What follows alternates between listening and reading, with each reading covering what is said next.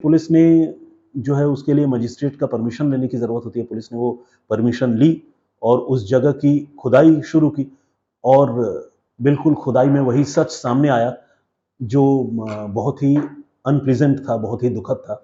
वहाँ पर श्रीकांत और सुनंता दोनों को जो है कातिलों ने दफना दिया था। इस बीच ये जो ड्राइवर है कृष्णा, जो इससे पहले इनके बेटे सुशांत के साथ फ़ोन पर बात कर रहा था, बता रहा था कि उसके मम्मी-पापा सो रहे हैं, उसका मोबाइल फ़ोन जो है वो स्विच ऑफ हो चुका था। कुल मिलाकर और गाड़ी भी गायब थी, ड्राइवर भी गायब था, ड्राइवर के जवाब संतोषजनक नहीं थे। तो ये सारी चीज़ें इशारा कर रही थी कि इस घटना में हो ना हो कृष्णा का ही हाथ होगा। एक और भी बात ये थी कि कृष्णा के पिता जो है इनके घर में सिक्योरिटी गार्ड के तौर पर भी काम करते थे और वो इन दिनों छुट्टी पर गए हुए थे। कृष्णा का पूरा परिवार नेपाल का रहने वाला था, लेकिन वो जो है काफ़ी दिनों से यहाँ चेन्नई में था और अच्छा खासा तमिल भी बोलता था। तो जब उसके पिता छुट्टी पर गए थे, तो कृष्णा के पास ही इनके डुप्लेक्स की और फार्म हाउस की चाबी भी थी। तो लोगों को ये भी एक मन में था कि आखिर कृष्णा ने इनका कत्ल क्यों किया होगा? क्योंकि अगर कृष्णा को कोई लूटपाट ही करनी थी, तो वो आराम से लूटपाट करके जा सकता था घर में ताला लगाकर, क्योंकि ऑलरेडी चाबी पूरे घर की कृष्णा के पास थी। तो बुजुर्ग दंपति को मारने के पीछे का मोटिव जो है, वो लोगों को समझ में नहीं आ रहा था। लेकिन जब तक कृष्णा पकड़ा न जाए, तब तक पुलिस किसी नतीजे पर नहीं पहुंच सकती थी। तो पुलिस ने ये तय किया कि अब हर हाल में कृष्णा को जल्द से जल्द पकड़ना होगा। लेकिन दिक्कत ये थी कि कृष्णा का मोबाइल फ़ोन स्विच्ड ऑफ हो चुका था। हालाँकि पुलिस के पास सर्विलांस के कुछ और भी तौर तरीके होते हैं।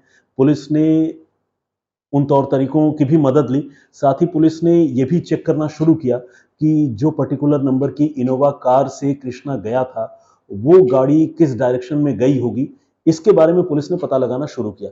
और आपको मैं बताऊं, चेन्नई में एक जगह है उठानी, चेन्नई से थोड़ा-सा आउटस्कर्ट्स है और यहाँ पर टोल रोड है। तो उस टोल रोड में जो फास्टैग होता है, आप सबको पता है, आजकल तो कैश देना नहीं पड़ता। जो टोल रोड होते हैं उसमें फास्टैग के ज़रिए रुपए डिडक्ट हो जाते हैं और जो भी गाड़ी गुजरती है फास्टैग का नंबर जो है उसके साथ अटैच्ड होता है। तो पुलिस ने ये पता किया, तो पुलिस को ये जानकारी मिली कि वो जो इनोवा नंबर है, जिसे शायद कृष्णा ही लेकर भागा है, वो इनोवा पर्टिकुलर नंबर वाली, वो उठानी में जो टोल रोड है उसकी तरफ से गुजरी है कुछ देर पहले। पुलिस को जब ये बात पता चली, तो पुलिस ने फिर ये भी समझ लिया कि हो सकता है कि इसके बाद वो कोई ट्रेन बोर्ड करे, कृष्णा और उसके साथ जो भी कोई दूसरा किलर हो या पता नहीं वो अकेला हो, वो कोई ट्रेन बोर्ड करे, क्योंकि उठानी के बाद आगे जो है ईस्ट कोस्ट रेलवे का स्टेशन पड़ता है और उस तरफ से बहुत सारी ट्रेनें गुजरती हैं। तो ये बात जब पुलिस ने सोची और पुलिस ने दिमाग लगाया, तो उसके बाद पुलिस ने आंध्र प्रदेश पुलिस को इन्फॉर्म किया। कहने का मतलब ये कि चेन्नई ने अपने पड़ोस के राज्य आंध्र प्रदेश की पुलिस को ये बताया कि हमें शक है कि 1 या 2 कातिल किसी ट्रेन में आपकी तरफ से आंध्र प्रदेश से होते हुए गुजर सकते हैं। और पुलिस ने ये भी बताया कि बहुत मुमकिन है कि ये कातिल जो है किसी नेपाल जाने की तरफ जो है, नेपाल के डायरेक्शन में भागने की कोशिश करेंगे। फिर चाहे वो गोरखपुर हो या बनारस हो, इस तरफ से वो नेपाल की तरफ जाने की कोशिश करेंगे। तो ऐसी ट्रेनों पर आप नज़र रखिए जो ट्रेन नेपाल की तरफ जाते हों।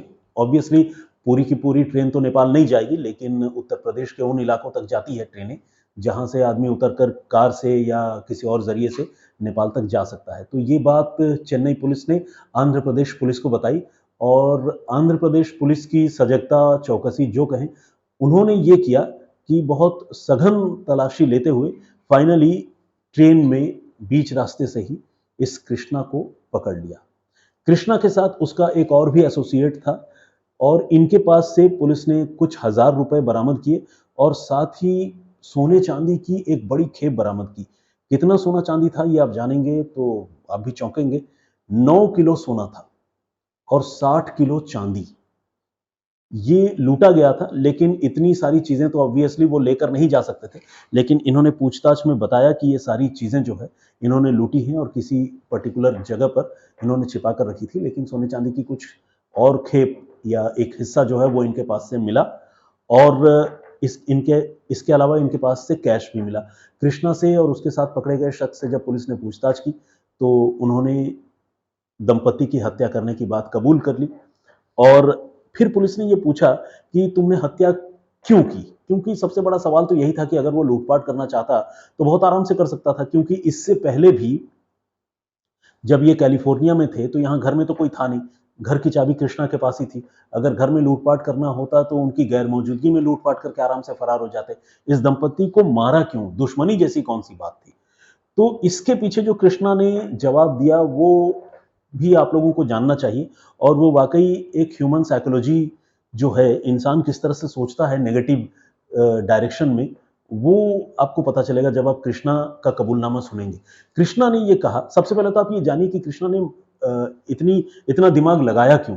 इस तरह के लूटपाट को आराम से अंजाम दे सकता था, इतने इतने बड़े तरीके से उसने क्यों इसे प्लान किया? तो इसकी बुनियाद जो है वो तकरीबन हफ्ते भर पहले ही पड़ गई थी, जब एक बार ये जो श्रीकांत हैं चार्टर्ड अकाउंटेंट जिनकी हत्या हुई, वो किसी से एक बिजनेस डील को लेकर बात कर रहे थे।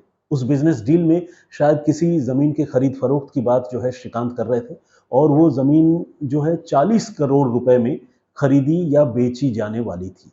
और ये 40 करोड़ का जो आंकड़ा है, जो फिगर है, वो कृष्णा ड्राइविंग करते हुए सुन रहा था, और श्रीकांत अपनी गाड़ी में बैठकर बिल्कुल बेफिक्र होकर 40 करोड़ की डील कर रहे थे। 40 करोड़, इतनी बड़ी राशि, इतनी बड़ी रकम की बात कृष्णा के दिमाग में ऐसे घुस गई कि उसे लगा कि अब उसे हर हाल में ये 40 करोड़ चाहिए। अगर वो ये 40 करोड़ लूट लेता है तो फिर उसकी जिंदगी जो है वो संवर जाएगी। इसके बाद उसने ये तय किया कि वो श्रीकांत जब भी नेक्स्ट आएगा तो वो श्रीकांत को मारकर ही ये 40 करोड़ लूटेगा। उसे इस बात की भी बिल्कुल सही सही जानकारी नहीं थी कि वो 40 करोड़ रुपए जो है वो श्रीकांत ने अपने डुप्लेक्स बंगलों में रखा है या नहीं रखा है। उसने ये एज्यूम कर लिया था कि 40 करोड़ की डील हो गई और 40 करोड़ उनके बंगले में पड़े हुए होंगे हार्ड कैश। ये भी उसकी एक बेवकूफ़ी थी, लेकिन इस बेवकूफ़ी में उसने बहुत बड़ा जुर्म किया।